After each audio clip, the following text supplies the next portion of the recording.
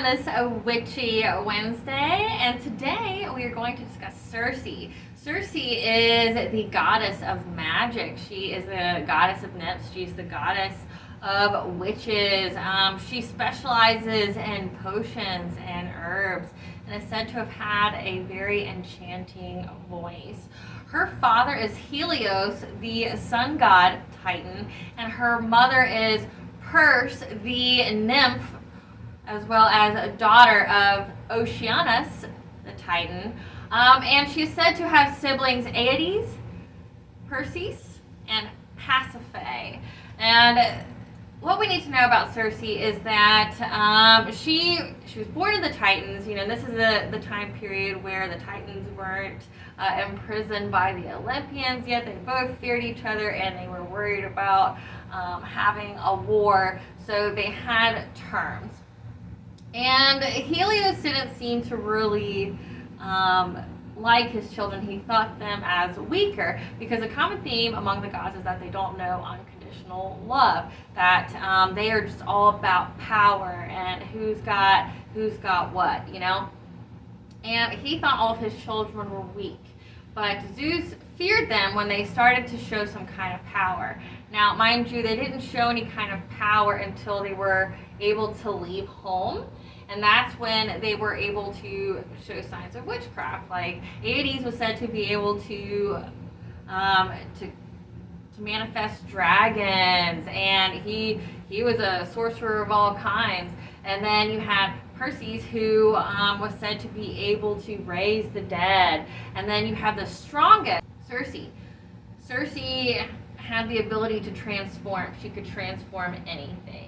And her sister Pasiphae, she was good with magic too. Pasiphae is the queen of Crete. She was the wife of Minos and the mother of the Minotaur because she went and had sex with a cow. And this beast that was half bull, half human came out of her, and it was very carnivorous and would eat anything in sight that had flesh. So it had a very, very raging appetite. Don't know why she did that, but that was because all of them focused on power. Okay, and so what we need to know about Circe is that she lived a pretty meek life. You know, her father resented them because they weren't gods, they weren't titans, they didn't have that kind of power. But then he started to fear them when they had abilities, and that was their leverage against Zeus. Saying that, you know, we have abilities that you don't because witches were held to a different law than the gods were. Gods were held to a cosmical law. However, the witches weren't held to that.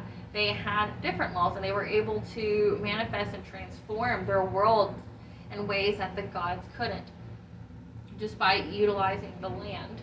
So, when Zeus figured out that they had powers. At this time, like I said, she lived a very meek life. Her father resented her, but then kind of feared her. But because they didn't have any unconditional love, it was all power, she got stomped on. She got, her story alone is just about abuse, about surviving abuse, and then reclaiming your power back. I mean, no matter what happened to her, she set her terms, you know, even though she had pretty powerful people in her life. But at the time when Zeus feared them, she liked this man named Glaucus, and Glaucus apparently liked a nymph named Scylla. And Scylla didn't return the favor. She didn't really like him, so he goes to Circe and goes, hey, I need a love potion to make Scylla love me. And she's like, hey, why don't you just love me because I love you? And I guess he rejected her in a very terrible way because this is the first time she practiced witchcraft. So Circe, because of his rejection, she decides to make him immortal and then makes Scylla into this six-headed beast that's in the tale, Homer's Iliad, Odysseus. He rejects her, she makes him a god, and then makes the girl he likes a beast. And then she goes to her family and boasts that this is what she did. And you know, when you look at her story, you go, that was a big mistake. Why did you do that? That was such a cry for help. But then you realize that her low vibrational, like, because you know, she was jealous of Scylla, and I think she was just tired of being ignored, tired of being the unseen, tired of when people did see her, they just used her as a means to an end. Like they were very abusive towards her. So this was her way out, and it worked in her favor. So long story short, she gets exiled to an island called Iea, which is a name that's named after, that's like her surname, if you will. So she's on this island, she's exiled here, but even in exile, she's in lavishment. You know, she's got a palace, and she's got food bowls that are always filling with food, and you know, so she never gets hungry. It's pure lavishment, but she's on her own. And she starts to learn witchcraft and everything, you know, and then she truly finds herself. And I think that's what's truly beautiful about her story. It's in solitude she finds herself, and she becomes very, very powerful. And where she gets her biggest inspiration or her biggest muse for power is when she has a child, specifically Telegonus. When she gets a child, she dares all odds. You know, the goddess Athena wanted to kill the child because the child was said to kill her favorite, which was Odysseus, and Odysseus was his father, so Telegonus was prophesied to kill him, and so she came to kill the baby. And this girl does miraculous things.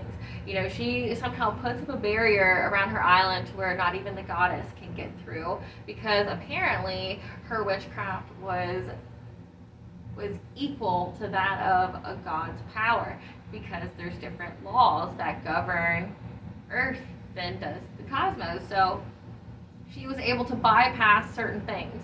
And, you know, where she really gets her power, or her other moments like, hey, that's stupid, but it's what liberates her. It's what changes her fate, her claim what her fate's going to be. You know, if someone says, hey, you're exiled here, this is your fate forever, and you have something to be able to negate that, I mean, you're on your terms. This is her. So where this is all coming from, anyway, why this is Witchy Wednesday topic is my partner bought me a book when he was on his travels. Which, ladies, if you have a guy like this, like if you get a little excited about intelligence, intellectual conversations, get you a guy like that. Well, on his travels, he saw a book and thought of me. He got this one, and it was just something that I needed to hear at the time. Like, it's a book literally about female empowerment, like I said. But this book, like I said, sorry for spoilers, but if you Google Circe, you're gonna get the spoiler alert anyway. This is more like her mindset, what goes through her mind, the psychology of her when she goes through all this nonsense. Because one of my favorite things about her is that when she realizes, because it seems like she goes through abuse with the family, and she has to do something low vibrational but drastic in order to just get away from them, which is the best thing for her, and that's where she develops her power, and she basically dictates her own life. She dictates her own dream, and then she becomes really powerful. And she, when travelers come to her island, because she is unconditional love. Like, Aphrodite is the goddess of love, but Aphrodite is not the goddess of unconditional love. Like, definitely Circe is, just because of what she does. She sets the standard. She is the example of what unconditional love is, just for her family, for herself, for her children. Like, she's just the epitome of unconditional love, because she didn't even care about mortals. She didn't even care about humans at all. She didn't have any kind of fancy towards them, in which she didn't like the unjustification of killing them. She didn't understand it. She couldn't understand their lives or anything, but she thought it felt very sad. But In her exile, like I said, she's very generous, she's very loving, but because she's in exile, she gets excited when she sees people. And what happens? Well, sailors come on the island, she feeds them, and she learns this the hard way, but it sets the tone for her life and her reclaiming her power is she predicts the behavior every time. So this is when you start to realize the red flag. She predicts that these guys are going to come here after the first time, after they ate, they tried to attack her because they go, oh, there's no man here, there's no husband here, there's no son, there's no uncle, brother. Oh, and you also, this is just yours alone. There's no family to come after us. They go to attack her, and then that's when she started turning men into pigs. So, and who could blame her, So, because she fed them, was very nice, and they try to take advantage of her, and she goes, oh, well, fuck that, no. Not on my island. She's like, not here on Iea because it was hers. So she then now, when all these sailors come, she just does the same thing every night. She turns them into pigs, because she knows what they're going to do anyway, and she's just prepared. And she's said to have a very enchanting voice to be able to lure them into her palace. And she feeds them, she puts some herbs and stuff in her wine that she serves them, and when they start to look around and get a little curious, then she turns them into pigs. But that's where she meets Odysseus. And Odysseus was assisted by Hermes, who gives him some herbs to be able to withstand her charm and all that. Well, they have a child. In history, and it seems like in the stories, they don't really have a clear answer on if he knows about the kid or not, because he has 3 kids with her in some mythologies, but then the only one you hear about, like say in this book, is just the one, which is Telegonus. She has 3 kids with him, but then there's only one mentioned, so it wouldn't be accurate to say he didn't know about his kids, right? Because in some mythologies they say that he didn't know about his kids, but if you have 3, you would know, right? You would know. I don't think there's a way for you not to know. But yeah, Telegonus is the one who essentially, after he kills his dad, he marries his wife, Penelope. So Odysseus and Penelope create Telemachus. Okay, well, Circe and Odysseus create Telegonus. Well, when Telegonus kills Odysseus, at least Penelope and Telemachus, they come to Circe's island for refuge and from Athena, because she wanted Telemachus to take Odysseus' place, as a hero or whatever. Well, they decide to swap. Goddess is with Penelope, and Telemachus is with Circe, and she decides to be human in some of the stories.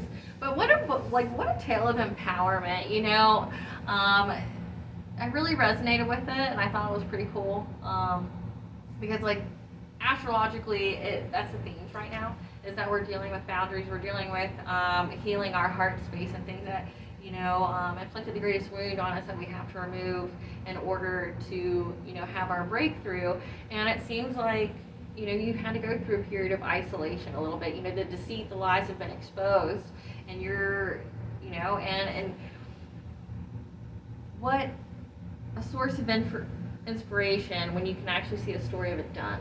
I've written my story, The Princess and Her Inner Voice, but having other women in history who, Circe was exiled by Zeus, who's the god of gods, and then later when she goes to the very depths of the earth, she literally goes to the depths of the sea and gets the oldest god, Trigon, and gets his stingray tail, and is able to renegotiate her exile and decides that she's going to be mortal instead of immortal. So it's astonishing, and she does all that for the love of her kid, which is the best. Her kid is what pushed her to be the greatest, and I resonate with that, because my kids are what pushed me to be the greatest. But Circe, she didn't have a good life, and she got pushed around a lot, and she had a very generous heart that people took advantage of. And then later, she reclaims her inner power. She starts fighting back. She heals herself because she realizes, and a lot of witches do at a certain point. She goes, I have the power to make you stay. She didn't want Telegonus to go out and replace Odysseus and she didn't want him to leave the island because the moment he did, Athena would kill him. So, and then later when Athena comes to get a replacement for Odysseus, Telegonus ends up being her champion. So that's what's cool. But she was only able to negotiate that because of the daring thing she did for the unconditional love she felt for someone else. So like she's put in a bad situation and then she does the impossible. And so the witchcraft she uses is they say she uses the darker entity, so Hecate, Chaos, and Nyx. She was said to call upon them. Like I said, Trigon, in some references, he's a demon, but he's older than all the gods, and and they all feared him, but she was able to face him and meet his terms, which to get the tail, she had to be stung by his stingray, which to a human would kill instantly, and for a god would be immense pain for eternity. And you had to go and get pierced willingly, and she did for her kid, because she's like, I need this, I need to be able to do this. And because she did the act of unconditional love, she gets the power. So love is not a weakness, love is power. Love pushes you to do things that you may have never would have done before. So that's the topic for this week, guys. Like I said, get you a guy that wants to raise you up instead of beat you down, or contain you. Like, I love shit like that. That eats me up a little bit. But yeah, Circe, she, to me, they say she's a symbol of feminism, but I think it goes more into that. She's the person who was beaten down. She's the person who abused. She had everybody calling the shots for her, and she had no say in it. She was just literally somebody's doormat no matter where she went. She was literally despised just for being her, and she was just a pawn to be used to aid in someone else's power. And she resented that. She hated that. And it's like, she set her terms, and I think that's just a message for us this week, guys, is you set your terms, you set the life that you want to have. Like, yes, there's terrible things out there that you do have to heal from. However, the everyday is where you make your choices and you get to decide where you want to be, who you want to be, and what breaks you. One of my favorite sayings from Vikings is from Lagatha, and she goes, this is not the end of my story. This is not how my story ends. And I've never resonated with something so hard than that. It's like, no, this isn't what breaks me. This isn't what defeats me. They don't know who the fuck this is, Like, but yeah. So claim your power this week, Fight for you, because you know what? No one else is. Be her. She was forced to be on her own. And isolation's a good thing. It's not a bad thing. And isolation is where you gain confidence and you rebuild, versus if you're never alone, you fear the void. Alright guys, that's Liana with Aspire to the Self on this Witchy Wednesday. See you later.